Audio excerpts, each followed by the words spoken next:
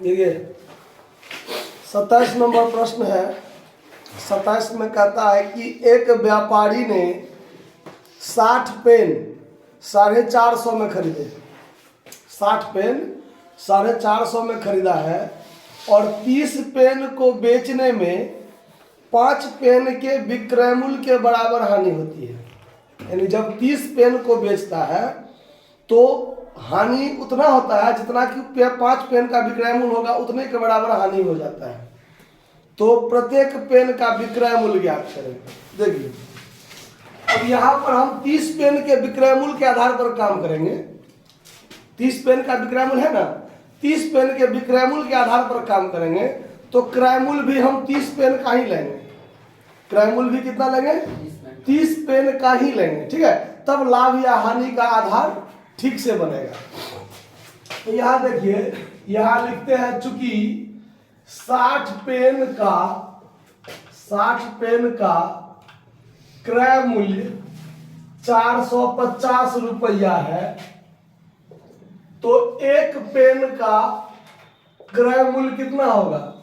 450 बटा 60।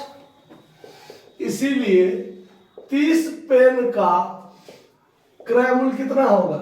450 बटा 60 और गुने 30। कैलकुलेशन कीजिएगा तो 225 रुपया निकलेगा ना। अब आगे ध्यान दीजिए। अब हम 30 पेन का जो विक्रय मूल्य है वो 5 पेन 30 पेन को बेचने पर 5 पेन के विक्रय मूल्य के बराबर हानि होता है। तो कितना विक्रय मूल्य है और कितना हानि होगा ये तो क्लियर नहीं है। तो यहाँ पर पहले मान लेंगे। अब मानेंगे, माना कि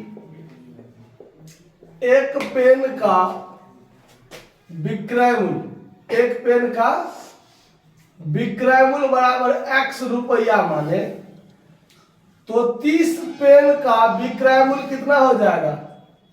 30x रुपया होगा कि नहीं होगा? 30x रुपया। और 30 पेन को जब हम 30x रुपया में बेचते हैं तो 5 पेन के विक्रय मूल्य हमको हानि होता है। तो 5 पेन का विक्रय मूल्य कितना? तो 5 पेन का विक्रय मूल्य होगा, 5 पेन का जो विक्रय मूल्य होगा वो 5x के बराबर। तो ये वाला हानि हो गया और ये वाला विक्रय मूल्य हो गया, हुआ ना। यानी 5 पेन के विक्रय मूल्य के बराबर हानि होता है, तो हानि इतना रुपया हुआ और 30 पेन को बेचने पर विक्रय मूल्य मेरा क्या हुआ? ये हुआ ना। अब हम जानते हैं, सूत्र से जानते हैं कि यदि विक्रय मूल्य में से क्रय मूल्य बराबर, सूत्र क्या होता है? क्रय मूल्य बराबर होता है कि विक्रय मूल्य प्लस हानि। विक्रय मूल्य प्लस हानि, यानी विक्रय मूल्य में जब हम हानि, विक्रय मूल्य दिया रहे और हानि दिया रहे, तो विक्रय मूल्य में हानि को जोड़ते हैं तब हमारा क्या निकलता है? क्रय मूल्य निकलता है।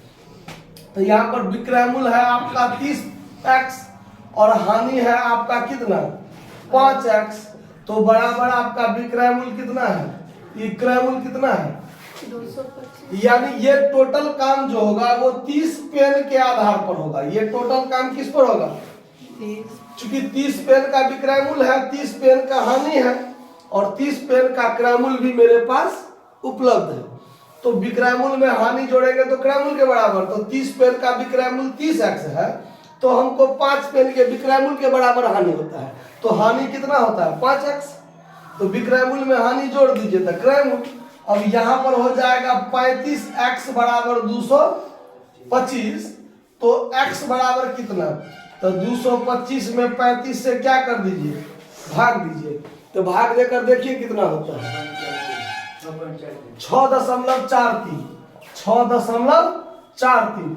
यानी कि हम जो x का मान माने थे वो एक पेन का विक्रय मूल्य, तो यहाँ लिख लीजिए।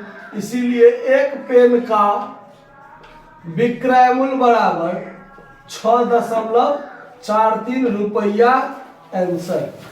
समझ में आया बात? तो इसको नोट कर लीजिए।